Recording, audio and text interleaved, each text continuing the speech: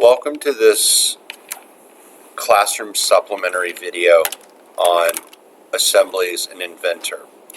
And in this activity, we are going to be explaining the application and creation of subassemblies. Subassemblies are just that. They're pieces that are put together somewhere else and then brought into a second model and assembled.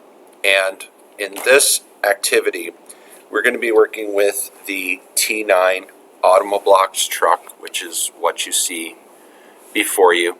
We have a bunch of different pieces. All of these pieces are already drawn.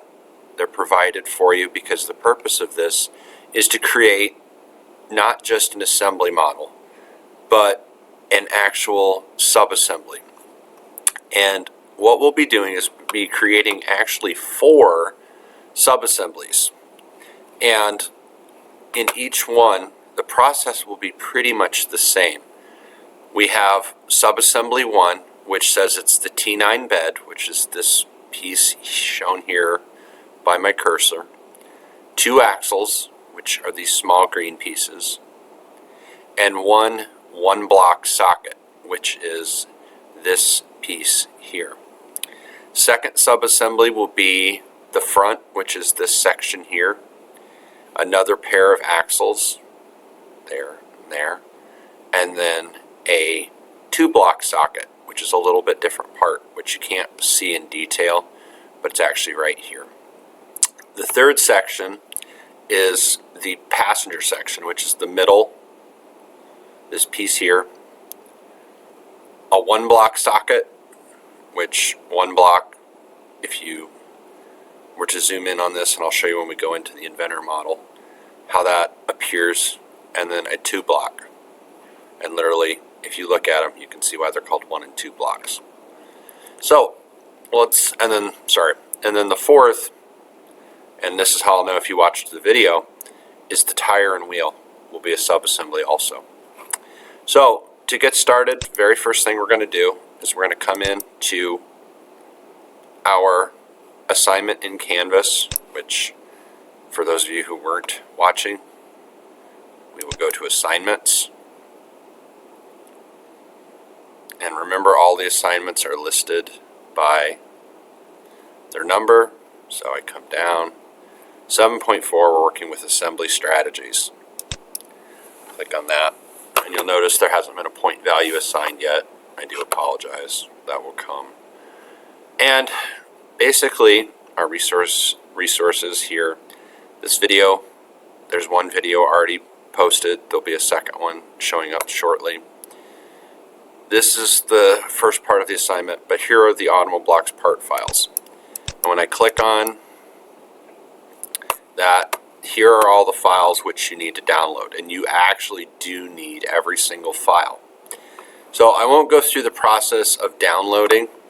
That should be pretty straightforward. We already understand those need to be copied into our own U drive so that we know where the files are. Let's create a subassembly. So I have Inventor already running, and I'm going to do a new. Since all this stuff is drawn in English, it's really important that you pick the right template. So we're going to do a standard in.iam file, assembly model, hit create.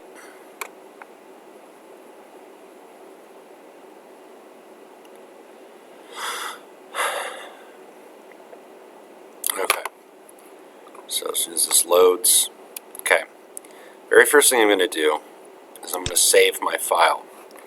And why am I saving my file, you ask now?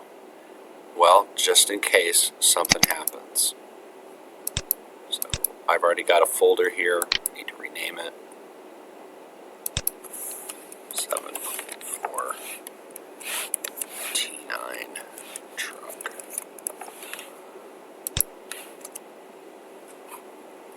Uh-oh. Okay, we won't worry about that. Okay, and you can see I've already started some subassemblies here, but we'll do another one. Sub 1. we'll start with the back actually. Start with the back. So back it is, and you'll see it's going to get mad at me here in a second. Sub 1. And I've already worked on this, obviously, but we'll create a new folder and I'll overwrite it. Okay, so I've saved my file, and really all a subassembly is just an assembly model that we, instead of creating one huge file, we just create lots of little parts.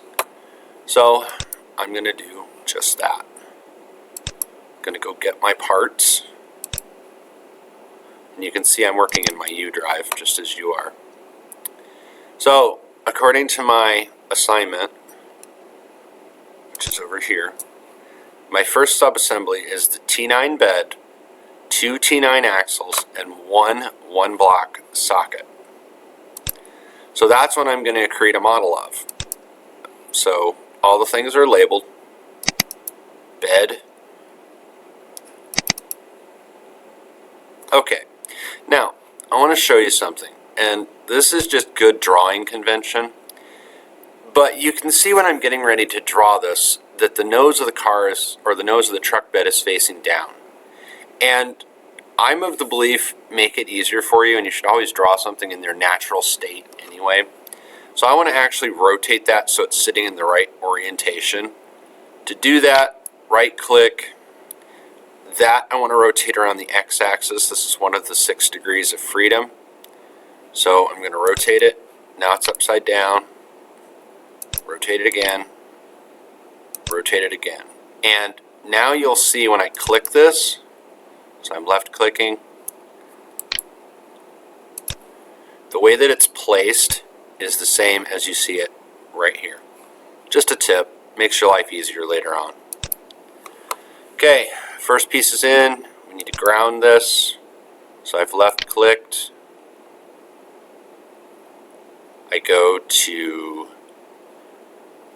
I hit right click, go to grounded, and that's just telling Inventor, whatever you do, don't move that part. Everything is based on that, and that's what I want. So we're going to go ahead and start placing components. We'll start with the axles. So I need 2 of them. And yes, it does matter which way they go, and you'll see in just a second. So when I zoom in, this piece with the cutout needs to face out. So I need to, again, rotate this one just to make my life a little bit easier. And I screwed up when I was rotating, so this is going to take a couple extra steps.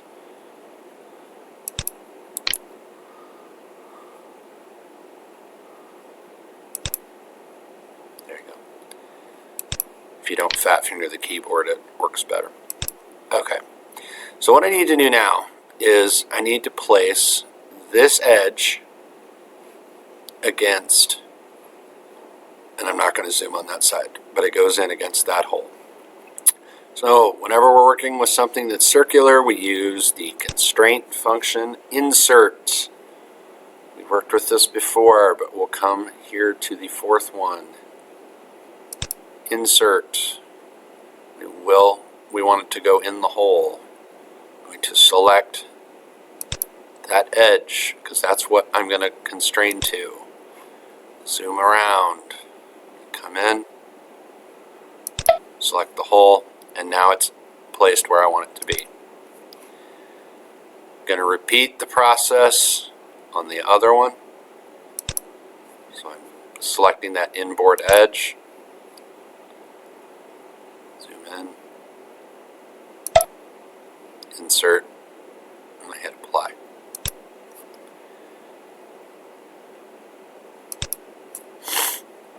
Okay, so now I need to, according to my assignment,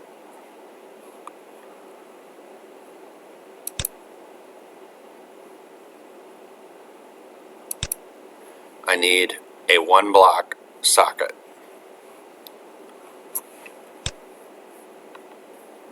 So I'm going to come back to place. I'm going to find the 1-block socket, which is that piece right there. Double click, bring it in, hit OK. And again, I want to save anytime I bring something new. And this message will pop up anytime it's got new parts and it doesn't quite know what's going on. Just set it to yes to all. And yes to all just tells Inventor, hey, these files are all linked. Make sure you save them all as one. Hit OK.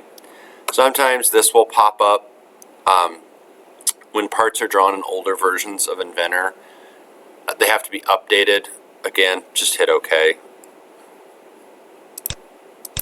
Okay. So I want to put this in there.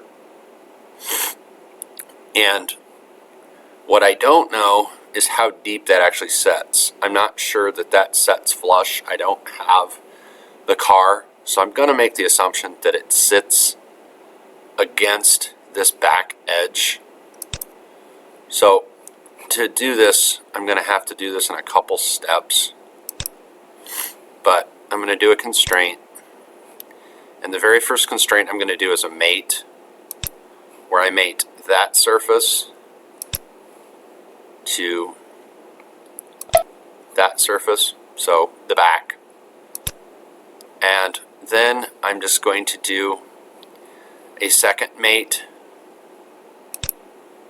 Didn't want that.